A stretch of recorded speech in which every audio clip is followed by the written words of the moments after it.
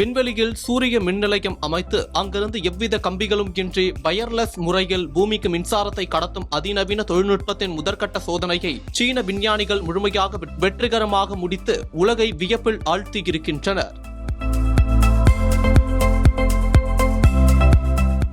சீனாவின் புரட்சிகரமான Sun chasing திட்டத்தின் தரைவழி சோதனை வெற்றிகரமாக செயல்படுத்தப்பட்டு சர்வதேச அறிவியல் அரங்கில் பெரும் உற்றுநோக்கலாக மாறியுள்ளது.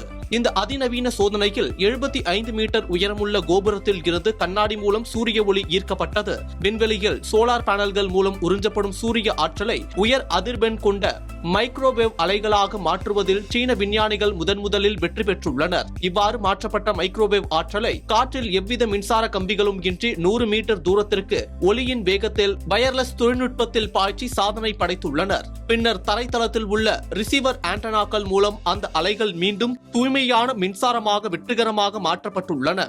பூமியில் அமைக்கப்படும் சாதாரண சூரிய மின் நிலையங்களால் இரவு நேரங்களிலும் மேகமூட்டமான காலங்களிலும் மின்சாரத்தை உற்பத்தி செய்ய முடியாது. ஆனால் விண்வெளியில் இந்த தடைகள் எதுவும் இல்லை. விண்வெளியில் பூமியின் புவிவட்ட பாதையில் 36,000 கிலோமீட்டர் உயரத்தில் பிரம்மாண்ட சூரிய மின் உற்பத்தி செயற்கைக்கோளை நிறுவுவதே சீனாவின் இறுதி இலக்காகும். இதன் மூலம் புவியீர்ப்பு மற்றும் காலநிலை கட்டுப்பாடுகள் இன்றி வருடத்தில் 365 நாட்களும் 24 மணி நேரமும் தடையற்ற தூய்மையான பசுமை மின்சாரத்தை பூமிக்கு நேரடியாக அனுப்ப முடியும். சீன விண்வெளி தொழில்நுட்பம் கழகத்தின் அதிகாரப்பூர்வ கால அட்டவணையின்படி இத்திட்டத்தின் அடுத்த கட்ட நகர்வுகள் அதிவேகத்தில் திட்டமிடப்பட்டுள்ளன. 2028க்குள் இத்தொழில்நுட்பத்தின் சிறிய அளவிலான சோதனை செயற்கைக்கோள் விண்வெளிக்கு ஏவப்பட்டு விண்வெளியில் இருந்து நேரடியாக பூமிக்கு மின்சாரம் கடத்தும் பரிசோதனை மேற்கொள்ளப்படும். 2035ஆம் ஆண்டிற்குள் 10 மெகாவாட் திறனில் விண்வெளி சூரிய மின் நிலையம் அமைக்கப்படும். 2050ஆம் ஆண்டிற்குள் 1 ஜிகாவாட் திறனில் வணிக ரீதியான விண்வெளி சூரிய மின் நிலையங்களை சீனா முழுமையாக செயல்பாட்டிற்கு கொண்டு வரும் என்கின்றனர்.